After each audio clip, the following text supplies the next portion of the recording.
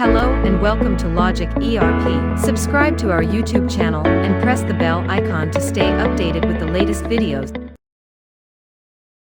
In this video, we'll walk you through how to set up a prompt for Sunday during billing in Logic ERP. Let's dive right in. Head to the Sales Voucher configuration.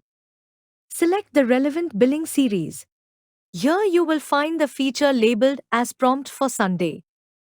Let's keep this feature disabled and observe its impact on billing.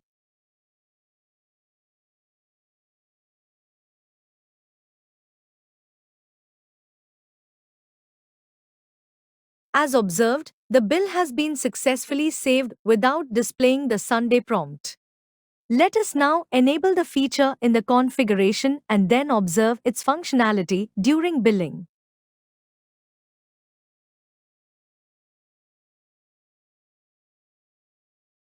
Upon saving the bill, the software displays a confirmation message for transactions on Sundays. You can proceed by selecting Yes. The bill has been successfully saved. I hope this video was helpful. Thanks for watching. Like, share and subscribe.